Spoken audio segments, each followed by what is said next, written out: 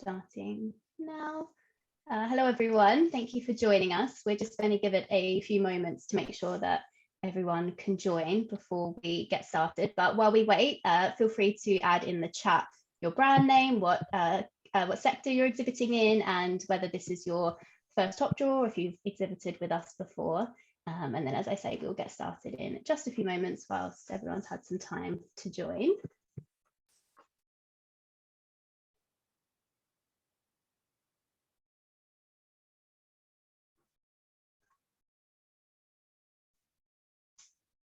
Okay, I think that's enough time. We can get started now. So hello everyone, thank you so much for joining us today. My name's Jordan and I'm part of the Clarion retail team who brings you Top Drawer as well as Home and Gift, the furniture shows and our digital platform Retail Reveal. I'm super excited to be joined by one of our veteran exhibitors, Simon Mignaji and Therese Autumnblad as well. Thank you guys both so much for joining us. This is obviously a webinar, just for exhibitors. So we want this to be really useful and informative for you guys. So it's going to be a Q&A structure. So feel free to ask questions as we go. I just ask that you please use the Q&A function rather than the chat, just so it's all in one place for me and I don't miss anything. Before we jump in though, it would be great to learn more about our guests. So Simon, how about we start with you? Can you tell us a little bit about Former House and your role there? Sure. So basically, I'm the owner of Former House, which is a distributor company that imports in certain brands from, well, Europe. Also, we do have a couple of American brands as well as one from Australia. So kind of a bit of it, but it's all around home, mainly towards the food and drink side of things. So we do, for instance, a lot of tableware, plates, glasses, barware, mugs. So we do a lot of it. We also have a British brand as well in the eyes of the Keith Bryman Jones, which is a potter who is now the head judge on the Great Britain Pottery Throwdown. So kind of it's all happened, and that's actually a brand that we took on board from the relationships that we built from Top Drawer.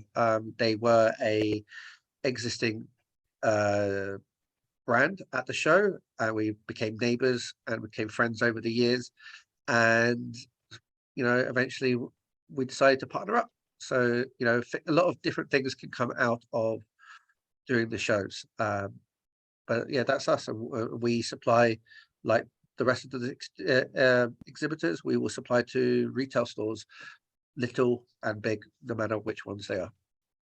Amazing, thank you, Simon. We were just saying there, weren't we, that you've done Top Drawer for over a decade. So if anyone knows how to do the show right, I think it's you. And all the mistakes that come along with it too. Yeah. Well, we learn from those, don't we? Thank you. And Therese, how about you? Tell us a bit more about your background and the Small Business Collaborative. So I've been in the industry for kind of 14 years or so. I came from a background of, well, I was in sales in the industry for a decade or so. And then 4 years ago, I set up my business called Small Business Collaborative.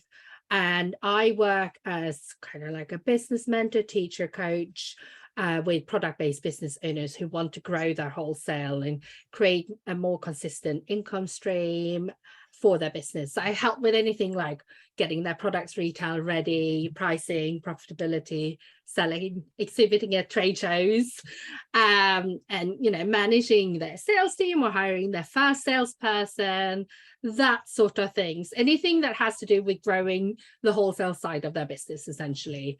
And my students and clients can be found in lots of independents, like large and small retailers, or the big department stores, both here and abroad now, which is exciting.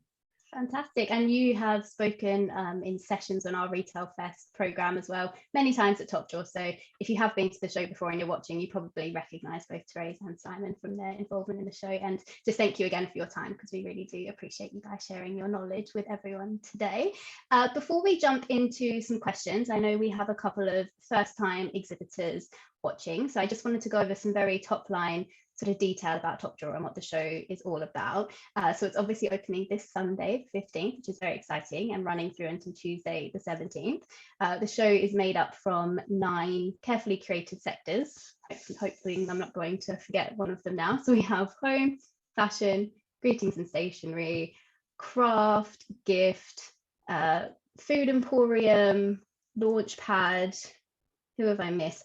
Play and wellbeing as well. I've covered everything there. That sounds right. Sorry if I've forgotten anyone. As I say, let us know in the chat sort of what sector you're exhibiting in. It'd be good for us to know, and also your experience with the show before. Top Drawer attracts loads of different types of buyers, as Simon said, of every size and budget. So we have independent retailers, department stores, garden centre buyers, multiples. Interior designers come as well as hospitality buyers. So that refers to, you know, hotel groups, even cruise ships and things like that, who are looking to order mass amounts of products for their offering as well. And obviously each of these retail buyers is looking for something different. Some of them might be there to buy across all of the categories, whilst others might be just shopping, you know, 1 or 2, depending what department they might work for. And Top Drawer January is quite a special show. It's the first one in the buying calendar. So it's where a lot of product launches take place and products are seen for the very first time, depending on the type of buyer and also the budget and sort of strategy that they approach their buying with. They might be buying all the way through to Christmas this year, which seems crazy, but they're looking for Christmas already, or they might just be looking to top up for the next spring summer season. So that's a little bit about Top Drawer as a whole. Of course, all the buyers and all the visitors are accredited, approved, so it's trade only, and we're very much talking about wholesale when we're talking about Top Drawer. We've got a question right away, and Simon, it's probably one for you. Should you expect to take payment at the show for anything on the day? I would say no is the most probably the best answer to do, because we never really have been asked ever to take payment for an order. Things change all the time. You know, I could become a dinosaur in this kind of industry very quickly. So it might be a thing that payments might be a much easier way to do it. I would say if you're already set up, like if you're on like an iZettle system or something like that, that you already have the capability of taking payments for orders, it's a good way to do it, and must probably make it as simple as possible. I would say that I use the phrase of make it easy for people to buy from you. So if you're already set up on that, then there's no harm in taking it and suggesting it to customers who are placing orders. They would like to pay for it there and then to secure it, but it isn't the general norm for people to pay for wholesale orders there and then. Normally what happens is the buyer will place the order at the show, and then you will follow up with a order confirmation and expected dates and stuff like that, which we'll go throughout later in the session, but there isn't a necessary need for it. Perfect, thank you for that. So let's start with preparation. Obviously it is show week, we're there already, which is crazy. So Trey, starting with you, I imagine, you know, most people watching are pretty much there with final preparation, but can you maybe run through a checklist of anything that you think would make a big impact to have at the show that potentially people have forgotten about?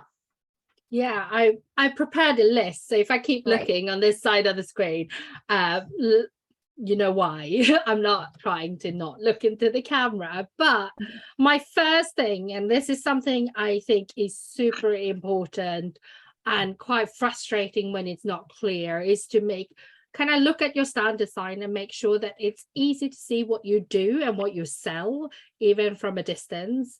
You know, what are your key selling points? So if you do hand-thrown ceramics from the UK, for example, buyers are going to want to know that. They're not going to be able to see your stand from a distance and know that it's all made in the UK. And a lot of smaller exhibitors, that's the case, right? So make sure that it is easy to see what you do from a distance, so they know if it's relevant to them.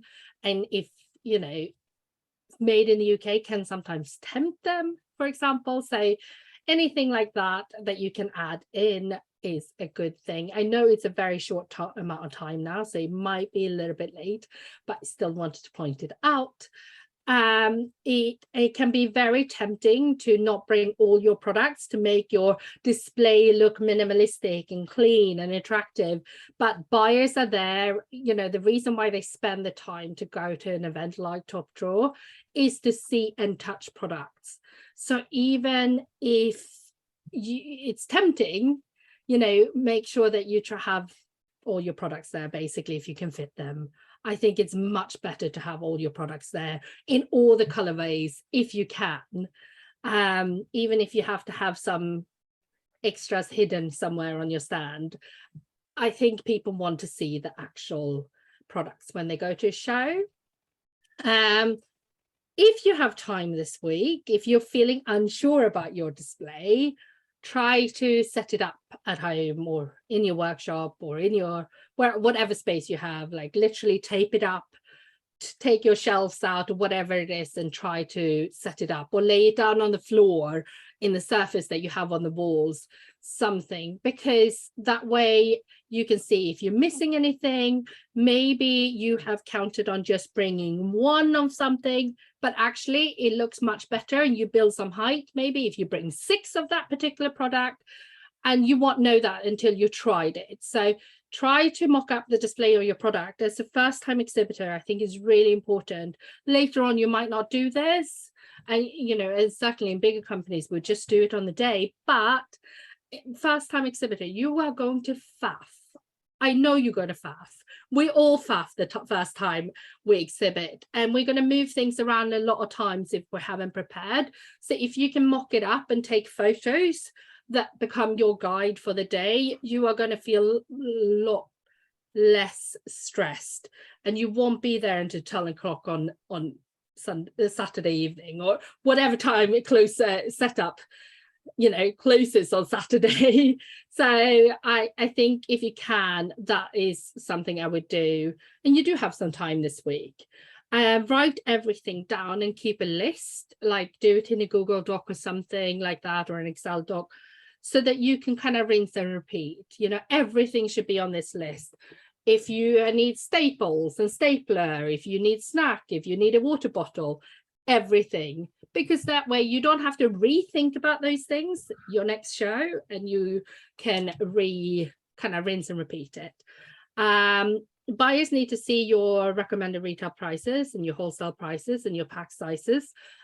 I would make sure that that is easy to see on your stand, because you might be busy talking to someone else. If it's the first time and you're there by yourself in particular, if you can, I always recommend a printed catalogue. I know there's a lot of debates on it, especially if you're first-time exhibitors. I think it's important. When I did some buying, and I'm very old-fashioned. We would literally sit in the kitchen, shortlist things. And if there was no printed catalogue, sometimes things would be forgotten. So ideally, your catalogue would have the prices, pack sizes, terms and conditions, and how to order. Don't put your catalogue out on your stand, like on a display, because you're really there to do an exchange of details. You're there to show your products and get their details. So you need to put your catalogue away, kind of hidden somewhere, semi-hidden, so that they have to ask you for it, so you can ask them for their details. And you're going to be met by a lot of like, oh, I'm sorry, I've run out of business cards, or I forgot my business cards. Whether that's sometimes not true, but you know, it doesn't matter. You say, no problem, I can write your details down, or you can write down your details here. They don't want to give you a catalogue, their details. You don't have to give them your catalogue. You can give them a business card, because most of this, you know, it's a B2B show. You're there to do business. Think about before how you're going to take orders. It is not a marketing exercise. I get a lot of people saying, I'm going to a show, and they are unsure whether they're going to take orders there. That is your primary goal with a trade show. Secondary goal is the leads, but primary goal is really to get orders. So you need to be prepared to take orders. And we'll talk more about that later in the kind of chat, I guess. But, you know, a clipboard with an order form is absolutely fine. It doesn't have to be fancy. You don't have to jump on like getting a order taking system between now and Sunday, but you do need to have something. Visitors will ask you, you know, if you're running any show offers. And I don't actually believe in like blanket offers, because people can come to expect it and then they wait until the show to order. But you will be asked that. So it's good if you have thought about if you are going to do any show offers before the show, because it's one of the questions you might get. And that is the checklist. Yeah, perfect. Thank you. That's great advice. Simon, do you have anything to add there from your experience? What do you think makes a really appealing? Well, that was one hell of a that was one hell of a checklist. So I'm pretty sure she's covered most things. I'll just elaborate on a excuse me, on a few things in terms of order, like getting information from the customer, and stuff that is very key. You know, you will have a lot of conversations during those few days. It's good to be able to get as much information as possible. Of course, there is some extra systems that you can get from the show organizers. I know there's the scanning system that you can buy and stuff, but that's not always within everybody's budget. And you know, even for us, you know, we still use sometimes a trade inquiry form. So what I made earlier, but like, you know, we still use this for shows that we not have the capability of getting the zapping system. So we still have this for maybe some shows that are don't have that. But it's things like getting information. If you don't have a business card, they don't have a business card to give, at least be able to put information down there. You know, list of the ranges or the brands that they might be interested in, and then also enough space to put any additional notes and stuff. So something, for instance, for you or a colleague to remember, key points, and also key points to use during the follow-up process as well, which we'll go through later as well. But having as much details as possible is important, and be able to attract that and put that all in is really, really key for that. I would also say is to have a even a leaflet or a flyer of some sort, which can be printed off at home, or you can also quickly do it on a Vistaprint run, which I know you still have time, because you know we're all human, and even us are doing a lot of last minute Vistaprint runs as well. So you know, don't feel overwhelmed by the fact that you might have to express a few things through Vistaprint or any other means as well. So I would say a flyer with your details on it to allow them to like take it away, and also just remember who you are, because they are going to see a lot of people there. So it's very important that they find a way to remember you. If it's kind of like if the flyer has maybe an iconic product of yours, like if it's a iconic print or design or a color that makes you stand out from everybody else, make sure that's included in the flyer so they can get in contact with you and that. So I would say those are kind of the key points to add. Great, thank you. And we've got a question from Ria here saying, this is so useful. Thank you, Ria. First time exhibitor, how many flyers or catalogues should they have? Okay, so that's a good question. I would say in terms of catalogues, although yes, there is still the need for them, and there is still this massive debate around whether or not there is the need as it used to be, because a lot of people want to go paperless and stuff like that, but there is still a lot of people that like to have catalogues. And quite frankly, having a printed catalogue is nice. You can tick through it, you can make notes against it and stuff like that, but it is still a big expense for every business to have stuff. I would say the need to give catalogues out, or the request for catalogues, has become less and less over the years. We used to take boxes of like 500 catalogues to sometimes the shows, and we would give them out like sweets, basically. But that's not necessarily the thing, because people don't want to really carry stuff. they might want to say, oh, can you send it to me? So you're basically taking stuff there to the show that you don't necessarily need to take. I would say flyers was probably the better thing, because it's always good, because some people will say, you know, I tend to try and say to people, would you like some details? Would you like a catalog or a leaflet or something like that? And they always kind of look at me and say, how big is it? So they always ask about the catalog, how big is the catalog? And so they try to ask, and that is kind of, you know, a lot of time people don't want to carry stuff. So if there's a way that you can create even a mini catalog, even something that is maybe like 5 pages big, and that's something that could give you can entice them with that. In terms of the number, I would say leaflets, if you're looking at something just to give it that you would give out the most. Leaflets, I would say between 200 to 250, maybe 300 as a benchmark. And also maybe create a leaflet that you can then use for other shows coming up further down the line if you still have stuff. But I would say a leaflet is most probably the best thing to do if you're not able to create a catalog as such. But if you are, I'll say with catalogs, was probably around about 100 to 150 that you might need to as a benchmark to start off with. If you would use your catalogs after the show, in like lots of people will say, like, you know, can you send it to me? And you might use it to reach out to new types of retailers after the show. So even if you print 100 and you only use 50 or 60, you can still use them throughout the year, I think. So yeah, but also the thing is with catalogs or with any kind of material after the show, it's also, if someone hasn't decided not to take a leaflet or take a catalog because it's too big or too chunky and stuff, if you've got their details, and you have to find an excuse sometimes to do a follow-up, because there are going to be some people that might be a little bit hesitant and stuff. So if you've got an excuse to say, oh, would you like, you know, I tend to, my line, if you want to call it, is that if someone's hesitant to take a catalog and stuff like, or even to give me their details, I was like, oh, would you like me to send you anything? Would you like me to send you details or something? So I'm trying proactively engage with to try and get them to then pass with their details. It isn't kind of like a magic trick. It isn't me trying to con them or anything. It's just making them feel comfortable enough to know that they're going to get something from us in terms of something that is actually important, that we're not going to just put it into a database and spam the hell out of them.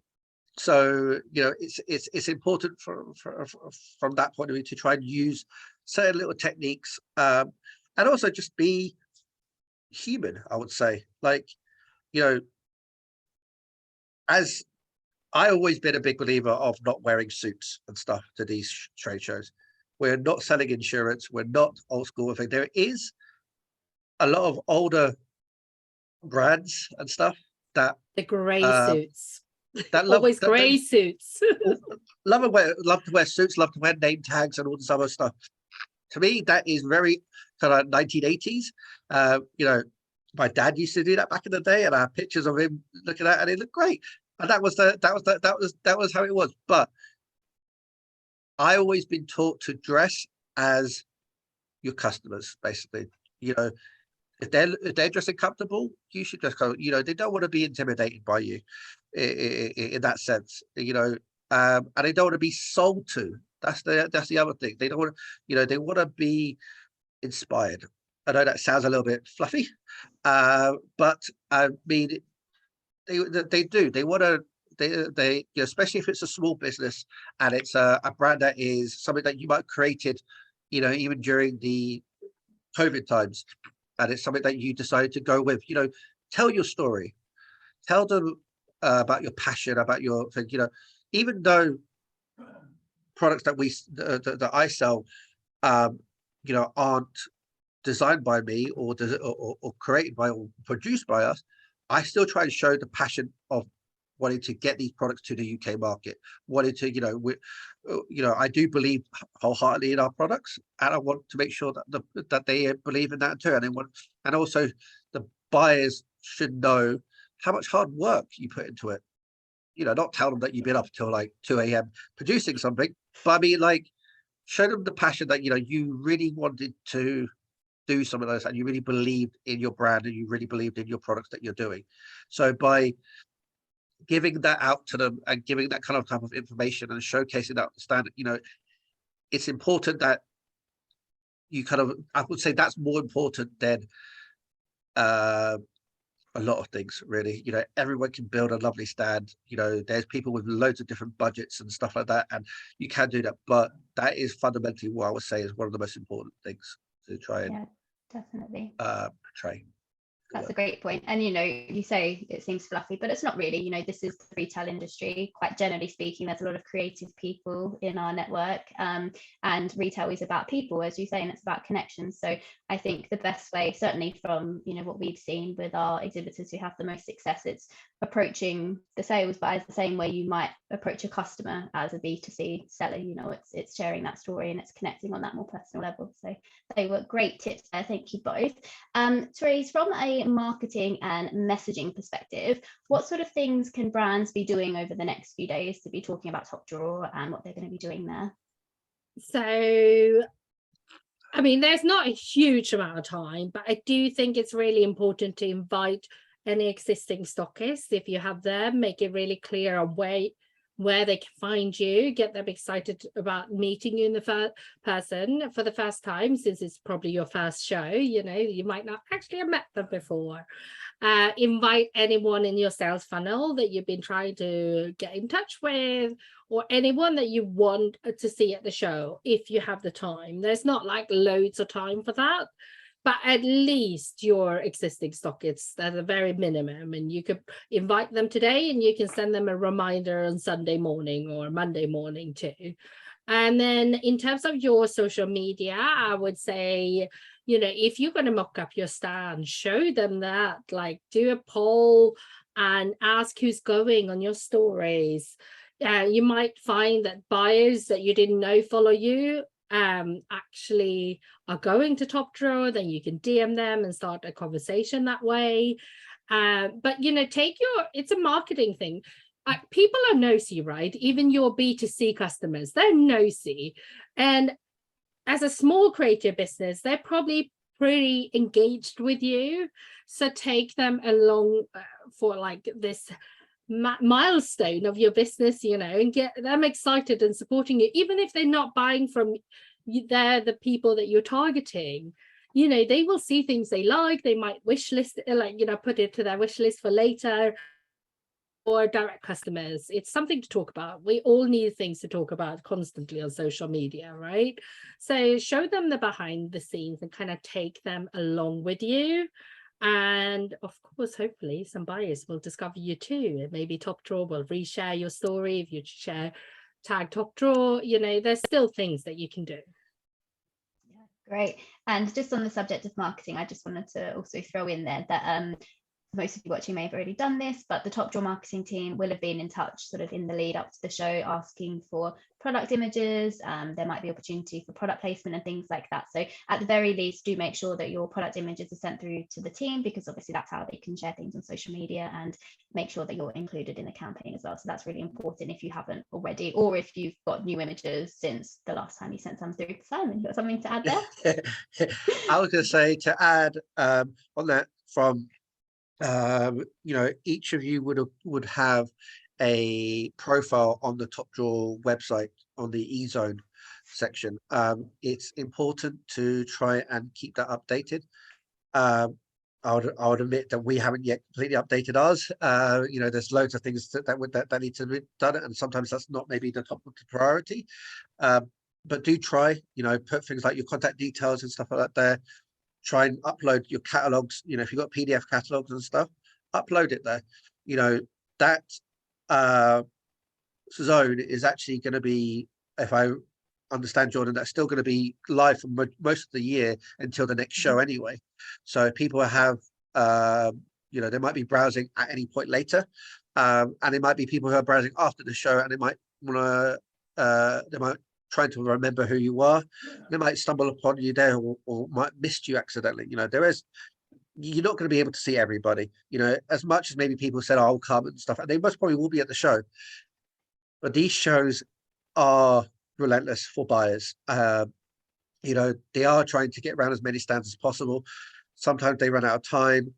You know, sometimes they could be held on a stand because they are chatting for for a ridiculous amount of time on something, and they just lose track of time. So you might get missed, or they get lost around the show. That's also a thing that can tend to happen, that they lose their track. So do try and get that e-zone done as best as possible, and try and get it all uploaded and ready before. I couldn't have said it better myself. Thank you for that. Simon, the next couple of questions are going to be very specifically about the stand build process. So I'm going to direct some of these questions to you. Starting quite broadly, what do you wish you knew about stand building when you first started? I would say the easiest thing to say to that is time. I wish I knew about how long it was going to take. I very much underestimated it the first time around. Yeah, it was stressful, to say the least, in terms of just, I would say, kind of like tips that were shared earlier, that was really good in terms of, if you have the time to do a trial run at home or in the office or wherever you may be, if you have a time to just put things together, even if it's just maybe not the actual maybe the stands themselves or the display blocks themselves, but even if you're able to maybe do a couple of displays and mess around with maybe color palettes and stuff like that at home, and just figure out how it may that you will save yourself a lot of time. I would say also think about other things that you may do. You might underestimate, for instance, if you're going to paint the walls of your stand, as an example, that does take quite a lot of time. The drying time and stuff, and you really can't do anything until that's dried. So think about that if you're going to do that. It is possible to do. You just need to allow yourself some time to the build up. Maybe if you're getting there on the Friday or Saturday, just allow yourself enough time to do that, to make sure. I think maybe if you're going to try and do it all in one day, which is possible, we have done it all in one day, but get there first thing in the morning, do the painting, get all that kind of prep work done. And then the rest of it will be quite quick. Like with any kind of DIY job and stuff, the prep always takes the most time to do things. So if you can get the prep work done, the rest of it will fall in nicely. Do remember that if you are going to paint your stand, that you will need to repaint it back to white. Otherwise they charge you. It's a bit of a kick in the shins with that one. But they do charge you if you don't paint it back to white. So think about that. Is certain things necessary also to do? You might think, oh, I need to wallpaper the stand, I need to do something. You actually might not. You might be able to get away with certain little tricks. Like, for instance, you might not need to actually stick the wallpaper to the actual wall. You could take it and staple it and then easily remove it afterwards without having to repaint or pull it off or stuff like that. So there might be little things that you can do for time saving. That's also, but I would say definitely the time, how things are.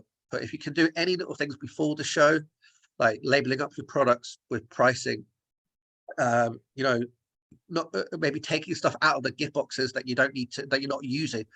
Try not to take stuff that you don't need, especially if you don't have space for storage and stuff. And also when it comes to logistical stuff, if you can avoid putting stuff into storage on the show, I would say try to do that. If you can, maybe incorporate in part of your stand if you have cupboards or stuff like that, or if you're, for instance, going to take it back to your car or your hotel or stuff like that, or somewhere to flat pack it. Those collapsible crates are amazing little thing to have, that are really great to put for products and stuff like that. Also think about how you're going to get stuff from your car or van to the stand as well. If you're going to have maybe a fold up trolley or something like that, to try and figure out how you're going to do things. There's just think about every single aspect of, okay, once I get my stuff to the show, how am I going to get it to the stand, how am I going to build it, and how I'm also going to get it out. Because no doubt after 3 days, especially if it's your first time, it might be a little bit shock to the system. Your feet will hurt, you'll be tired. You just want to get home and watch some crappy TV and relax that evening. And you probably want to get out there as quickly as possible. So just think about all those kind of things, and also make sure you've got things like the the bookings for the breakdowns and stuff, or stuff. Make sure you try and get that done through the whatever they void, whatever they're called. I can't remember the name, but it's on the exhibitor checklist of things to do. So try and make sure you get all that done, because you don't want to kind of turn up and be said, sorry, we don't have space for you right now. You're going to have to wait a couple of hours. So those kind of things is kind of essential. I would say definitely do not leave it to Sunday morning. You might think, oh, I can put this up within a couple of hours before the show opens. No, I've seen it thousands of times that people have tried to do it, thinking, oh, our products are small, we've got greeting cards, or we've got something like that. It shouldn't take too long. You're going to be flustered. You don't want to be sweating and trying to cool yourself down before you meet a potential customer. You want to be calm, relaxed, and ready to go on that Sunday morning. You might be nervous, but that's a good thing. Nervous, you can say it's an excitement at the same time. Yeah, excited energy, definitely. Yeah, I would say that. Give yourself time to put things together and get everything organized, so you're not going to get yourself all flustered. Yeah, for sure. And then what about a very sort of practical level? What things should you have packed ready to go? Certain tools, equipment, is there anything like that you... Well, I would say definitely create yourself a checklist. Create yourself a checklist for instance, the way that I tend to do it is break it all down into segments. So look at it, okay, furniture wise, what do I need? The furniture wise, do I need, certain shelvings? Do I need all that stuff? And then from then, break it down in terms of, do I need any tools for those certain shelvings? And then break it down into the next stage of, display. Do I need props and stuff like that? And then so create yourself multiple checklists in one master checklist, if that's the best way to describe it. And then also, from a sales, so for instance, know what you need from the build up, from the display, from everything and that side, and then make a checklist from your sales stuff. So for instance, like a clipboard, or like the sheets to have business cards, flyers, all that kind of stuff, to make sure it's packed. And so it's all kind of a little bit like when you go on a holiday, you make sure you got your flip-flops and all that stuff, but you're bound to forget something. We have the plus that we are London based, so I sometimes do forget stuff, and I do bring a case of stuff on the Sunday morning. So it is going to happen, even someone who's done the show for quite a while, we do tend to forget things, but if you can get the majority of stuff planned, and if you're super organized, that is also even best. I am not organized, and in fact, I have people that do help to try and make sure that we have things ready to do. But I would say, if you have somebody organized, a friend or something like that, who's a happy helper, get them on that task. One thing to pack, I think, as well, is some sort of folder or envelope to put your leads and order forms in. And if you have an order form on a clipboard and you staple someone's business card to it when you take the order, make sure you also write the company's name from who the order is for, because sometimes business cards fall off. And I've learned this the hard way. And then you have no way of matching the order to who order, you took it from. So that's just like a tiny little thing that can make a lot of difference to your stress levels. Yeah, that's right. It's all about reducing stress, isn't it? As you say, the show, it goes by in a flash. There's so much going on. There's people buzzing around everywhere. So absolutely anything to reduce stress is the key here. We've had a question saying, am I correct in thinking that we don't need to take our products down each night and we can just surround our stand with a sheet? That is correct. Some people choose to take some products with them, but most just, you leave yours, don't you, Simon? Most just leave theirs. We have a ton of product on our stand, and there's no way for us to if it's, for instance, maybe if it's a prototype or a one-off product that you don't have and it's really precious, I would say maybe try and store it away afterwards, if it's that. But technically, we never, very rarely have I ever had anything taken or gone from the stand overnight. There is cameras everywhere in the building, and there's some very friendly security staff as well that kind of make sure everything is. So it's very eerily quiet when everybody's gone. So you know, if anyone's moving or taking anything from the stand, the security will hear about it. But I would say no. Like the only thing that we tend to have missing sometimes is maybe sweets that we left on the stand that maybe a you know, a cleaner decided to nab, but it's okay. You know, they need sugar too. It's fine. But you know, generally. Go on, Grace.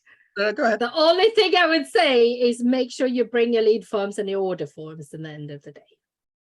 Yes, yeah, I tend to try and make sure that those are at least packed away at the end of the day, because at the end of the day, those are the things that are the reason why you're at the show. You know, What you paid all that money for. A broken product or a missing product or something like that, you know, that can be replaced. The leads and stuff isn't always replaceable. So that's the key thing. And also have, you know, have things backed up as well in areas, you know, even if you maybe take the leads, and this is maybe a little bit of a trick as well, take pictures of the leads on your phone, just in case if something does happen. You know, again, if you can't have the scanning system or whatever like that, you know, find ways that you can maybe store it digitally as a backup, just in case. Yeah, fantastic. Okay, and now we're going to move on to show open. So, you know, Simon, doors are open, buyers are heading in.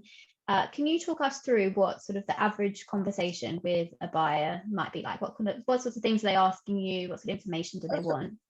Okay, so on that one, I would say is to ask the right questions. You can ask a lot of questions, but try and ask the right questions. So get initially, you know, of course, say hello, good morning, and everything, and all that jazz. But then also just, you know, ask them, you know, what type of store they are. You know, you don't have to ask them where they're from or what store they are, because sometimes they wouldn't want to divulge that straight away. But if you tell them what type of store, you ask them what type of store they are, you know, you just try and start to build understanding of what store they are, what type of products they might be interested in. Because if you have, for instance, a wide range of products, it might be easier for you to just get to the point quicker with them. You know, you don't want to be kind of running through the whole of your product range and realizing that actually there's only one part of their product range that is necessary for them. Because especially if it's just you on the stand, you want to try and be able to get through customers efficiently. Not to say that you're being really quickly and you're just like, thank you, your time's up, be gone now. You know, that's not the way to do it. It's really to try and make sure that you are not going to be stuck in a thing of like getting too engrossed in the conversations. It's kind of like speed dating, but on a slightly different scale in terms of that way. Is, you know, get the most out of that time that you have with them, to make sure you can get the information, that you can get a lead out of it as well, and also try and get your passion and your information across to them, so they have a good understanding of what you do, and also you have a good understanding of them as well. And then from that, you can kind of be able to assess the best way to pitch to them in terms of what products are right for them and stuff like that, and then best way to take it from there. Great. Yeah, you're right. And, you know, wholesale business is as much about finding the right stockists for you as it is for you guys selling. So Therese, do you have anything to add there about sort of the sorts of questions you should be asking to, I guess, narrow down if it is the right stockist for you to be working with? I think just asking them what other brands they stock. I mean, people love talking about themselves. Yes, you want to have a fairly swift conversation, but if you're feeling nervous, I work with a lot of introverts, for example, because I'm an introvert, and, you know, it might not feel like sales is the most natural, but, you know, I say, yes, I sit on camera talking to you, but, you know, ask them questions, put the ball back in their court, try to find out as much as you can about their business so that you can figure out how you fit into that. And then you can be really, really tailored with what you recommend them. If they ask for bestsellers, don't just give your bestsellers, but ask them what kind of business they are first. So you don't give your best-selling greeting card when they're actually looking for notebooks, you know. So it's pretty much what Simon already touched on. I think it's also really important to, you know, go back to the whole fact that you're there to sell. Like, don't sit on your laptop or on your phone or that sort of thing. If you have a friend there with you, like, don't be tempted. I know it's comfortable to sit and talk to your friend in the back of the stand, but that is not what you paid all that money for. So I think just being approachable. If you're nervous, just smile at people. That usually works pretty well. And, you know, establish whether they're there to place orders or they going to place orders after the show, so that you can find out a little bit about the timeline. If they say, no, we don't sign off until after the show, find out when they're signing off, what season they're buying for. If they're a slightly bigger buyer, they might already offer this information up for you, but you want to kind of qualify them in a non-sleazy way as much as possible, really. And it also means that, you know, when you come back home and you do your follow-up, if someone says, oh, I'm going to make my decisions by the end of the month, you follow up with them first and focus on them before the buyer that says, oh, I've got to make my decision in March. You know, I don't have any budget right now. So that you know what your priorities are. Try to get that from them, so they kind of rank themselves, if you will. Yeah, absolutely. And I think it's worth adding there as well. It's quite important to be quite honest and reflect when you're having conversations around if you can actually deliver what that buyer's asking for. I hope you guys would agree. But, you know, if they're a big retailer, they might want really quick like turnaround lead times. They might want huge stock levels that maybe as a smaller first time brand, you just can't deliver. And I think it's worth, you know, really thinking before. It's so easy to get really excited, you know, especially if it's, you know, it's a big name luxury department store or something like that who's interested in your brand. That's great and it's amazing, but it has to work both ways, and it has to work for your business, and you also have to be able to deliver in order to protect that future relationship. So it's quite important to consider those elements as well. Yeah, I would definitely add on that in terms of the honesty in regards to delivering on product, understanding, you know, making sure that they understand the lead time. You know, for instance, if you're doing, say, a homemade candle business and stuff, and you're making to order, really, and you know how long it takes, and you know things like, you know, make sure that's across to people in general. Like, you know, you might have, for instance, a base stock of stuff that you can deliver quite quickly, but lead times are important, because that's the type of questions that you may get asked at the show in terms of, you know, is this stock available now? You know, that's the type of things that you will get asked for, and it's important to be able to kind of give as much information as possible. You know, pricing, be able to be very clear with them, so you can, you know, I would say definitely the understanding the retails, you know, making sure that you have your retail prices and your wholesale price done before the show. Make sure that works in line within the industry. You know, I don't know how it works on greeting cards, but I know, for instance, in general, for gift and homewares, it's normally a times 2.4 markup, which a lot of people will be expecting. So, for instance, if your product is retailing at £24, they will be expecting to at least pay £10 ex VAT. And that's also another thing to note, all trade prices are ex VAT. So that's the thing to note as well. So in general, 2.4, you know, is generally where it sits. So have that pricing is really key to have it beforehand. So, you know, and have a clear distinction of your price points, you know, especially if there's some different price points within the mix. And I've had a lot of messages over the last week of first time exhibitors, not all top drawer, but other exhibitors too. And this happens every show. If you do not understand VAT at all, and you don't understand what we say with 2.4 markup or 50% on the ex VAT retail price, you need to figure it out this week. You just have to. There is no like, you're wasting your time, you're wasting your money if you don't understand this. And you know, you still have a chance to learn about it and feel confident about it, But if you do not offer what buyers are expecting, you're not going to be able to get orders. It doesn't matter if you have the best product of the show, if you cannot offer them a margin that works for them.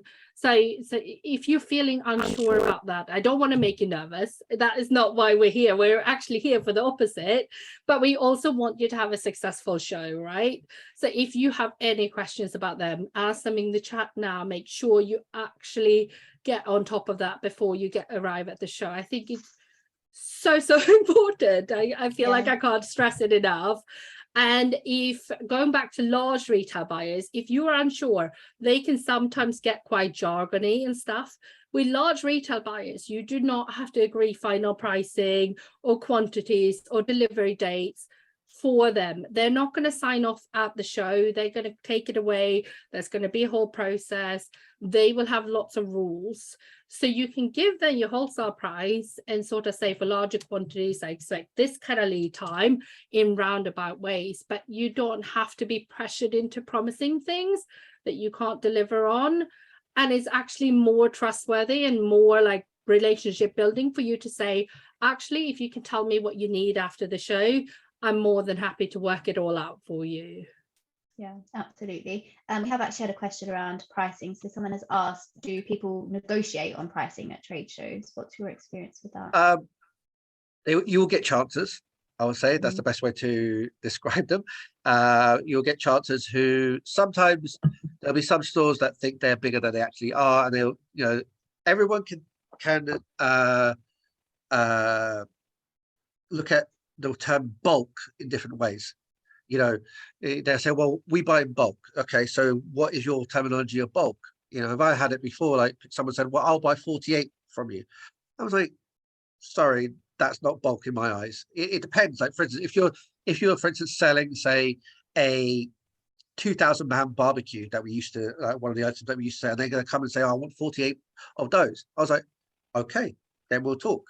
And then you know, you don't have to be, you don't feel pressured by giving people there and then this answers. Sorry, I went blank.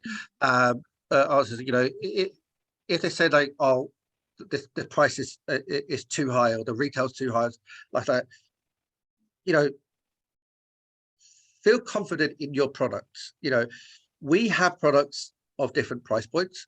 There are some products that are a bit scarily priced, and you know, it's just not for. It's just unfortunately, it's not going to be for that retailer. You know, everything does sell at a price. You know, that's the thing. But what you don't want to do is be chasing profit. You know, you don't want to be what some people may call a busy fool, selling for nothing. You know, you want to be making some money out of this, and you know what, you want to build yourself a nest egg out of this, a life with it. So try to, of course, definitely get the pricing structure correct. I would say that is, you know, start with maybe your kind of your, you know, where you want your retails to be, where you think it sits in the market, where you think it would work, and then work back from that. You know, take then what the trade's going to be, and then look at, then put in there your costs of how much it costs to manufacture said product and stuff like that, and then see what the margins work out to be. And that is where is very key to look at. But in terms of negotiating, I would say you shouldn't be expecting it, but I wouldn't be surprised if some people try it. You know, there has been a thing of, for instance, show offers. You know, we tend to do show offers more so than we do on general offers around the year. But that's really more of an incentive to try and get people to grow the products with us. So it's not to get the people who are already buying from us. It's to try and say, okay, you say take £300 worth of our products normally. I want to try and get you to do £500, £750, £1,000, and then you can maybe give them offers and incentives to do so on that. Also, you might want to do an introductory offer on a new range, or on a range that you might want to say, okay, I have a lot more stock on this particular collection that I should do, but I can maybe do like a thing of like maybe 3 for 2 offer or something like that. Again, do the maths. The maths is very key in all of this, because you are paying good money to be at the show, and you want to make sure it works for you. So try it and do that to make sure you understand the maths. Yeah, absolutely. It's about protecting those margins, isn't it? That's your business ultimately, is in that those margins. And don't be afraid to say, no on stuff like, just say these are the prices and stuff. But then, of course, if you get a big retailer that wants to think, you take the information, take the notes, ask the questions, and say, please, can I come back to you? And that's the thing. Give yourself some breathing space. And I think that actually, unfortunately, buyers will try their luck more with first-time exhibitors than they will with maybe Simon, I think. And I have that. I don't give a shit face. Well, and also you feel confident saying no if you feel like no, it's a no, right? But they will. Most people are so lovely and will, want to. It's just excited that there's a new brand to buy from, right? But there are people, like Simon said, that takes their chances, and they will probably take their chance slightly more with someone that is not as experienced. So just like what Simon said, you don't have to promise anything. You could just say, no, my price points are tried and tested. I've been selling online for X many years. I know these are good prices. I know they sell at these prices.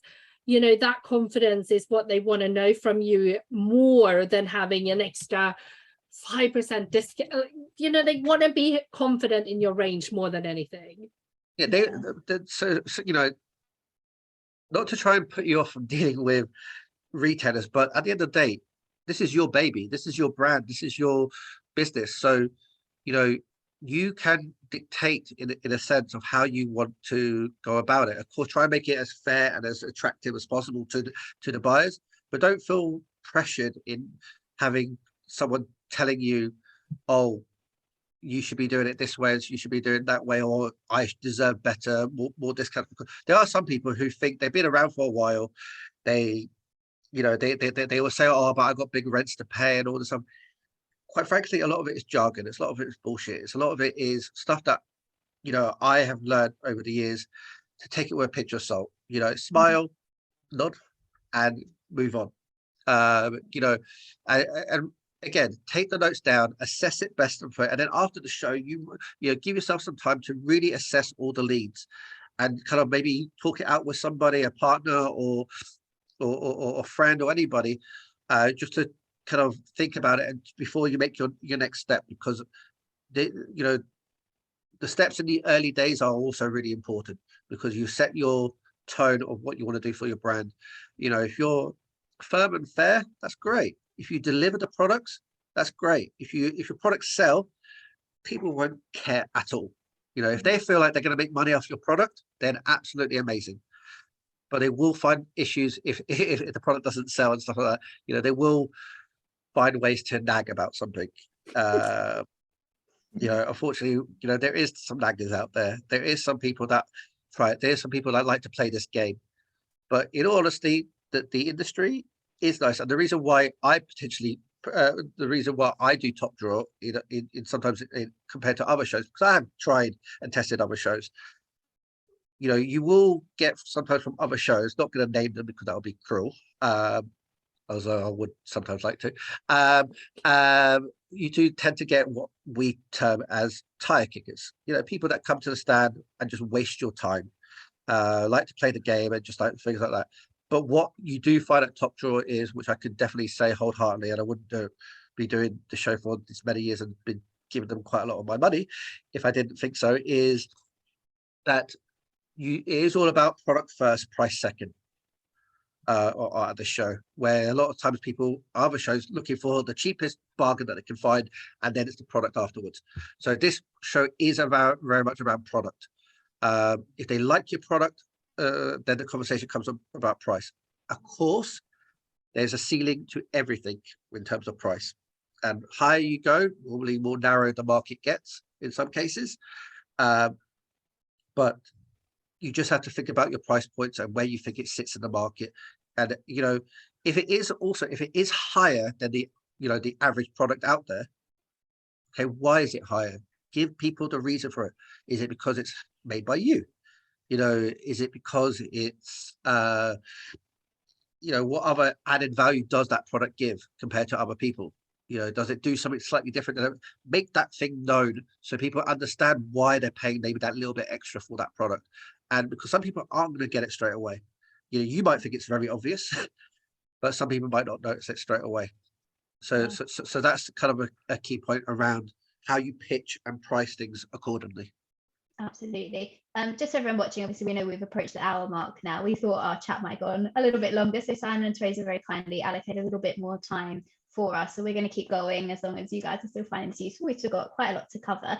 Just quickly before we move on from pricing, because this is obviously from the questions a bit of a concern and worry to some people, and you know, again, just to reiterate what these guys are saying, don't be scared or nervous about this. It's just, this is the business, and you know, it's a small percentage of people who might try and want to push you and negotiate you, but it's good to be, you know, armed with what you are and aren't willing to shift for or move for. So we've had one question here saying, as we're a new startup, first time going into wholesale, is it okay to present a ladder of quantity and prices, or would they expect 50 to 55% off retail price across the board? So I guess that's to do with minimum quantity. Or minimum I have a strong sorry, I have a strong dislike for ladder pricing. okay. I don't know. I think it's very confusing for buyers. You're not, if you're selling to a subscription box or a corporate client, ladder prices work really well. But if you're selling to a gift retailer or a homeware shop or whatever, having a range is really important for them. So a small independent shop to be able to get a nice range that tells a story is really, really important for them. And it's also important for you because that's how the range will sell on the shelf in their shop.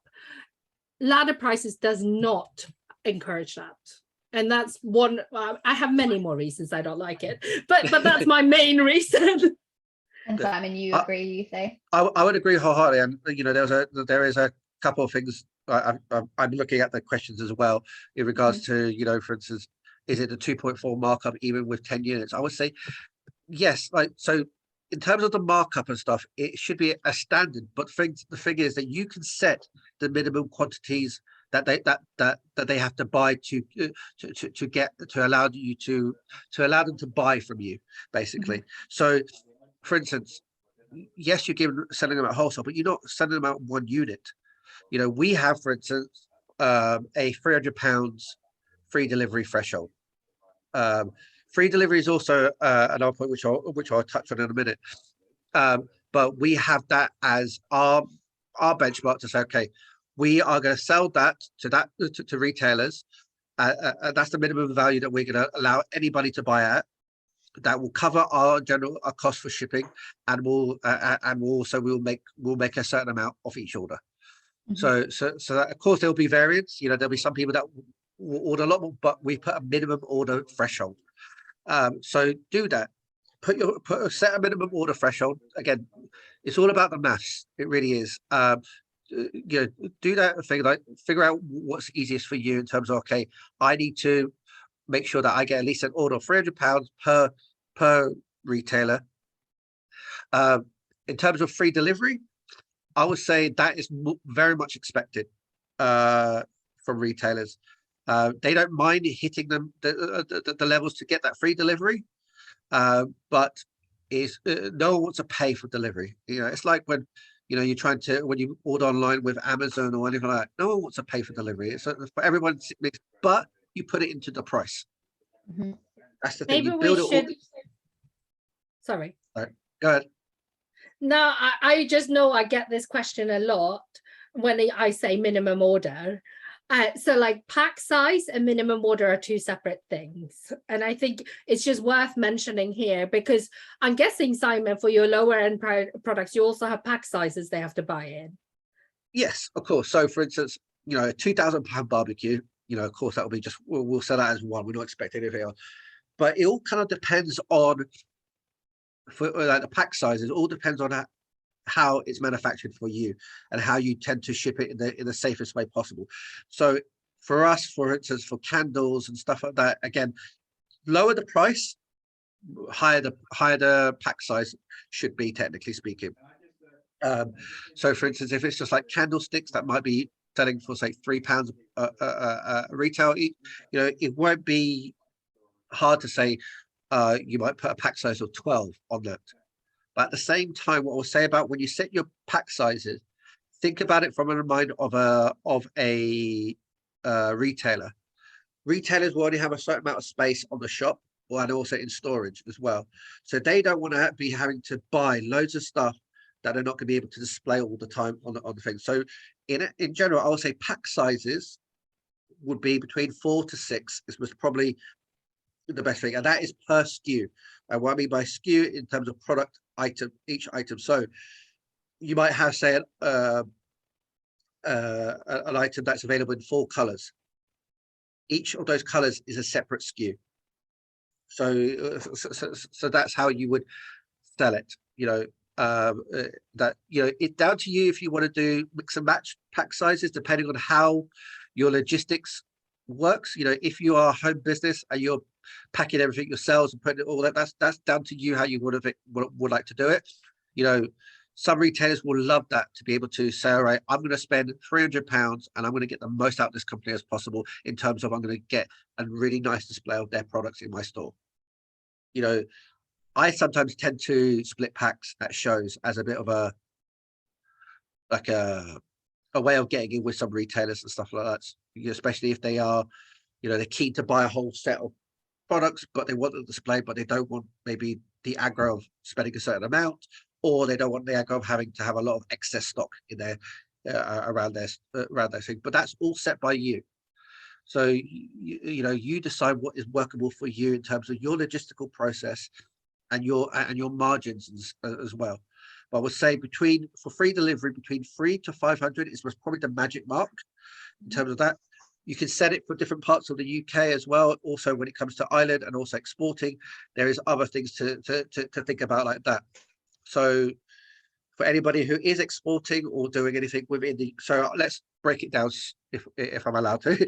So yeah, UK mainland is everything minus the Channel Islands, the Highlands and stuff like that I would cover, really, and also anything that goes over water. So for that, I would say between 3 to 400 or maybe 500 is a good thing for free delivery. Then anything over and higher above that, for Ireland or for Channel Islands or Highlands, I would say maybe 600 to 650 is most probably. Again, I would say see what your costs are of delivering, because that's going to be kind of key. It depends on what you're able to achieve on that, and also, depends on what type of product. If you're, for instance, doing greeting cards, I'm jealous of greeting cards companies, really, because you got the easiest stand to put together and put down thing, but also you got the most lightweight and easiest product to ship, and also it's also good money to spend on that as well. So it's repetitive. So I'm very jealous of that. If I could have my time again, I would like to look at doing that. But look at the the products. Look at how much it costs you to do. Again, the maths is important. So I think when it comes to exporting, there are other things to consider, especially now we're not in Europe. Is about making sure you have your documentation done correctly and all that stuff. A lot of the stuff can be done after the show, and if there's a need, I'm more than happy to come back on and do another webinar after the show for people who want to maybe kind of deep dive into it afterwards. But there's a lot of things we can cover, and not really enough time to cover it. But I would say, again, if you're unsure about anything on that stuff, I'll be around at the show. You can come and talk to me and stuff. But then also, if there is anything else that you're not too aware of as well, just you might get some weird and wonderful questions from customers. Just say, I don't know that, I'll come back to you after the show, and take their details and come back to it afterwards. You don't need to give people an answer there and then, but if you can have answers for most of the stuff, that is the basics, at least, that you're onto a good start. I just want to add something. Yes, I just wanted to add if you just do greeting cards, if that's the only thing you sell, then your minimum order will probably be less. and your carriage paid or free shipping will probably be less. If you do any other products, what Simon said is great. But if you just do greeting cards that, you know, cost £1 or whatever for them to buy, then it's much more common to have a minimum around like 50 to 80 pounds and a carriage paid around 120, 150 max. I would say 120 is probably like pretty standard, because your product is that much lighter and easier to ship than, you know, bulkier, heavier things. Yeah, than a barbecue, hey? Yeah, than a barbecue. Just because if you go to the show, you say 300. If you do greeting cards, buyers might be a little bit shocked by that. So yeah. Also, I would say is that it's a very friendly industry. You know, yes, we are all kind of technically competitors and stuff, but you know, I've learned a lot from fellow exhibitors. You know, so if you are in a section of greeting cards or gifts and stuff like that, you know, it's don't worry, have chats with people. There's also, you know, I know there's the exhibitor drinks that they normally do, so that's also a great time to chat to people. I think it's on the Sunday, am I right, Jordan? It should be, yes, should be on Sunday right after the show. Yeah, hope you got the budget still for it. So but you know, that's a good time to talk to exhibitors and kind of bounce things off from each other and just, you know, understand that it is a very friendly. So I learned a lot from fellow exhibitors over the years. I made some really good friends for it as well. So, you know, it isn't cutthroat. It isn't, you know, a nasty industry. You can learn a lot from just your neighbors, and you know, and also I borrowed so much stuff from people over the years. You know, some things that I've forgotten, like staplers or screwdriver or stuff like that. You know, we are very supportive as an industry. I would say that is one of the things that has kept me in this industry for such a long time, is that, yeah, there is very limited idiots. Is most probably the best way to describe it in this industry. Yeah, try to keep it PC. Just like look at Simon being here like 4 days or 5 days before the show coming on. You have a lot going on. Like this, it's a good sign for the industry, I think. Of what also, it's for instance, I'm doing this because at the same time I feel like I like to pay it back. You know, it's the fact is that I wouldn't be where I am today if I didn't have the help of my fellow exhibitors and other people in the industry. You know, there is people that I've called throughout the year who I've met at Top Drawer and stuff like that, who I was like, oh, this customer's asked me this. I don't know how to deal with it. You know, are you having maybe the same trouble with the same customer? You know, are they being a bit arsey or a bit, you know, a bit of a nonce? You know, how can I deal with this person? You know, that's one of the things I will say. Having an independent business like how I do and how you guys are, sometimes can be a little bit lonely. You making all the decisions and all the stuff, so it is good to bounce off somebody. So that is kind of a massively key thing in that kind of side of things. Definitely the community vibe at Top Drawer. You're right, Simon, and Terry, both of you to elaborate on that. You know, it's unlike anything I've ever seen in the industry I've worked in, and it's one of the things that is so great about the show, and I think keeps people coming back at really connected. And just to sort of add to that as well, obviously you guys will be incredibly busy, but if you can allocate some time to wander the show floor yourselves, you know, the show can be just as much about inspiration and learning for you guys as it is, you know, selling is always a priority, but we do have the Retail First seminar program, which offers a whole heap of advice from everything from e-commerce to marketing, all those sorts of pain points you might be having in your business, particularly if you're a newer small business. So have a look at the program, see if you can time your lunch break over one of those. One of our partners, Pressloft, who are an amazing digital solution for PR that keeps it very affordable, very accessible for brands of all sizes. They're doing free consultations. They've also got a brand new affiliate business for affiliate marketing. So, you know, take those opportunities. The Better Trends company is also there presenting new season trends. So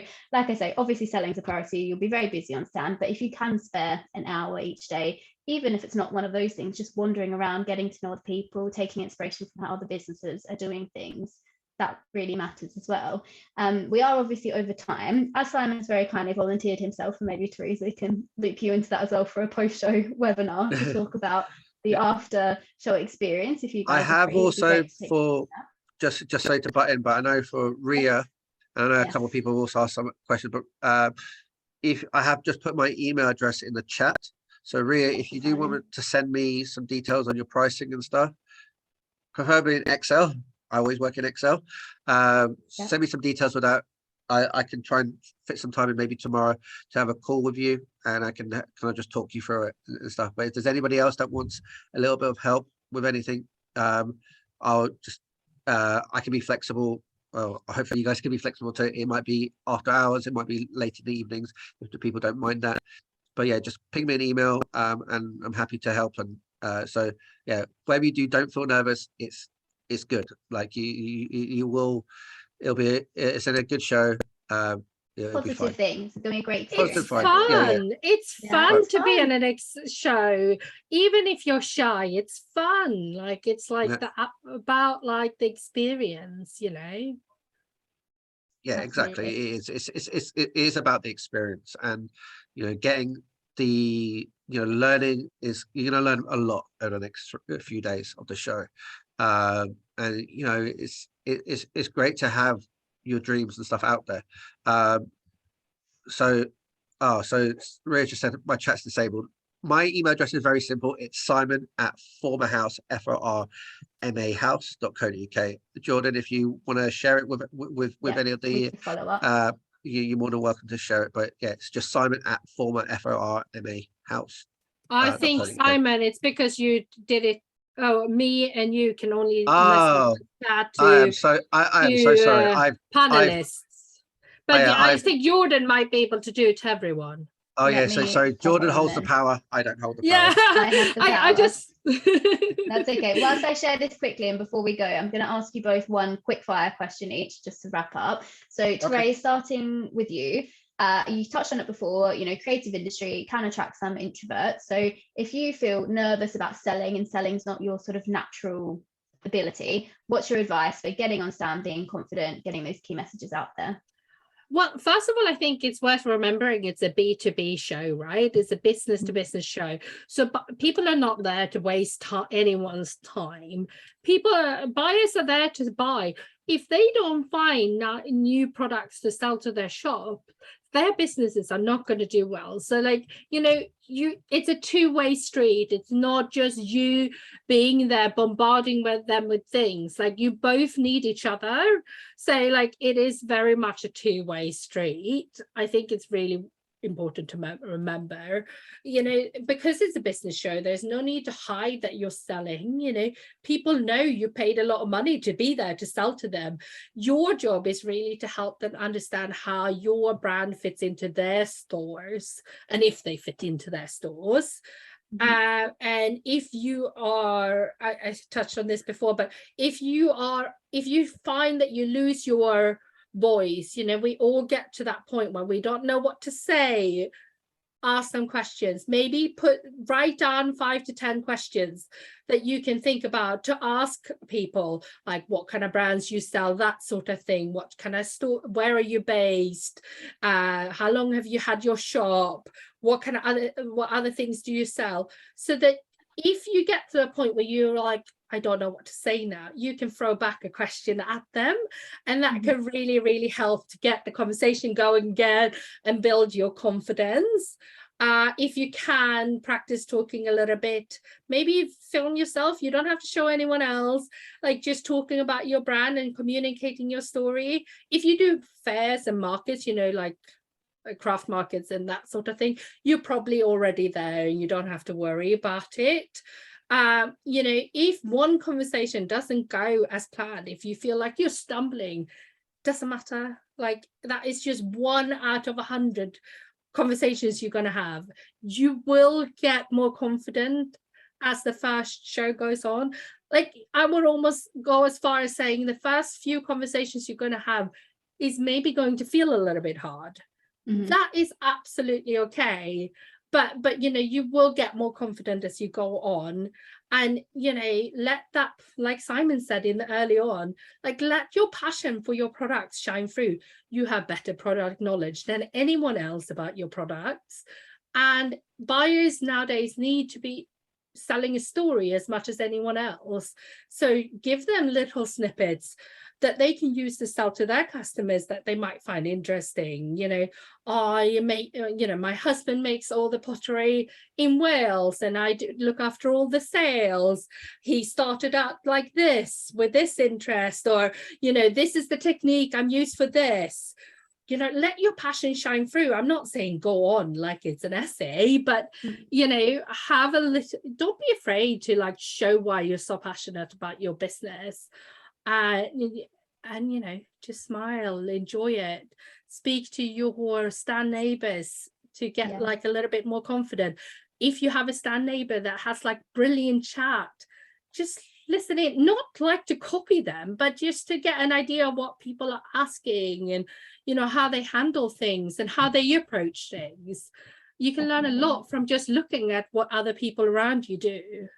And you'll be amazed what other people's energy can do for you, I think, on the show floor as well. People are so happy to share. Like, absolutely, definitely. Simon, my final question for you, and we've kind of touched on it, you know, trade shows, they're no walk in the park. They're long days, you're on your feet, you're going to be tired, you're talking non-stop. What's your advice for keeping energy and morale high and just keeping going?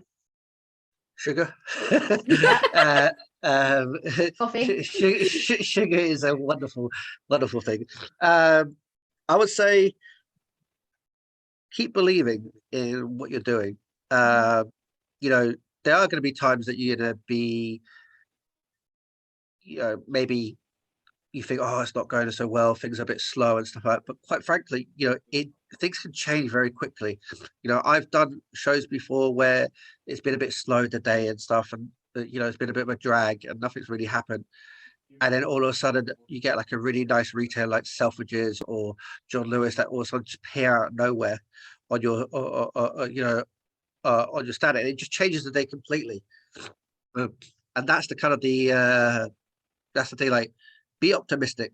Like it, you know, you are going to have conversations with people. There are going to be some that are not going to be maybe as exciting as others, but you're there to sell something that you feel really passionate about.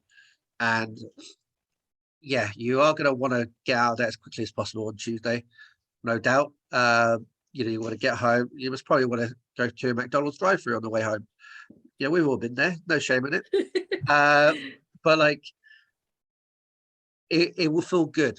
You know, once you're done and once you're reflecting back, you'll think, you know, I had a thing. And there's actually also, you know, I love hearing when people say, oh, I love your products. You know, it's the biggest ego boost that you can get. And I don't even design our products. I don't even do anything with them. I just found them from a different part of the world and imported them in and tried to bring it to the UK. So, you know, when, you know, if I can get that buzz, God knows what the buzz is for you guys when, you know, if it's a brand that you've created yourself and stuff like that, like, you know, it's a great feeling knowing that somebody likes what you do.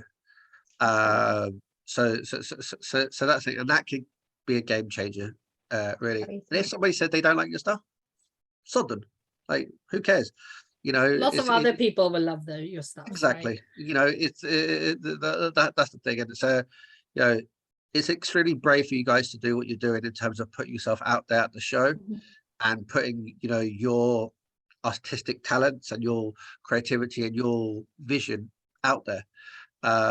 So, you know, you're already doing the biggest step forward by signing up to the show and putting things together and being there.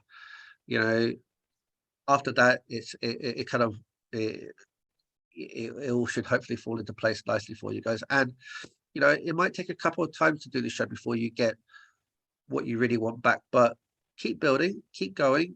You know, don't be afraid to change things, even during the show itself. You know, maybe moving the display slightly a little bit because you think, oh, actually, this product has got a lot more attention than others. Maybe I should have been doing so. Keep changing, keep evolving. You know, the amount of stuff to think. That's the beauty about being a small business, is you can change it when you want to change it. So keep it changing whatever you need to do. Keep evolving until you find your happy medium, your happy place on that side. Can I add one thing before we go? Yeah, go on.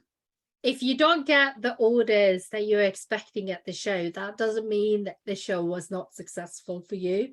It is all about the leads. So if we do something about, I know we didn't have time to go into the kind of post-show stuff, but you know, like, you're there to make those contacts. And I said, you know, you're there to sell and take orders, but some people, probably the majority of people, you know, they will still place orders afterwards too. You will get just as many, if not more, orders after the show if you have taken detailed leads and, you know, nurture those leads. So I think it's really, really important to not leave feeling disappointed if you haven't had, like, you know, 50 orders or something, you know, you're not going to get that. Yeah, things have changed. Things have changed over the years. You know, shows are no longer as much as an order taking shows as they once used to be, but they are becoming a lot more shows that people have genuine conversations, and there's more potential chats to have about opportunities and stuff. It's all about looking at what the opportunities there are as well. Like, you know, we don't get that many orders at the show, not as many as I would love to have. There's always, I would love to have more, but you know, at the end of the day, if you can have the opportunities and have those conversations and hopefully build on that, you know, that gives you a stepping stone. And, you know, for this show in particular, what I like about it, if you can get everything kind of in line and such, it does help to set things up for the rest of the year. It's not guaranteed. You know, we've had sometimes amazing top drawers and then things haven't completely always, things like nothing's guaranteed. But give yourself the best possible chance to succeed. And hopefully it will come for you when it later down the line. Absolutely. I think it's a great note to end things on. Guys, thank you so much for your very generous time and expertise today. We really appreciate it. We hope everyone watching found this useful. As I said, these guys have volunteered themselves, so we'll do a follow-up post-show to talk about that whole process. Keep an eye out for details. Just regretting myself from doing that, but oh, you've said it now. I've got an audience. I've done it now. It's there, I just see you looking at pricing at midnight. It's all right. It's you know, I'm happy to help. So yeah, really appreciate it. So Simon, you guys will probably see kind of high vis lying around in the show. Oh yes, bring your high vis. Bring your high vis vest. They'll be there on site. You will be in neon. So Simon, you've shared your email address. Therese, what's your social media handle? That's really the best way for people to follow you. Yeah, it's small_business_collaborative. Or you know, my email is just therese@smallbusinesscollaborative.co.uk too. So it's very easy. Well, it's actually quite long. Sorry. That's okay. It's out there. We know, and you know, we'll follow up with all the information and a link to this recording as well. So thank you everyone so much for your time today. Thank you, Simon and Therese, for your generosity. Really appreciate it. And we look forward to seeing everyone on site on Sunday at Top Drawer. Good luck, everyone. Have a great rest of the week. Good luck. Bye. Bye.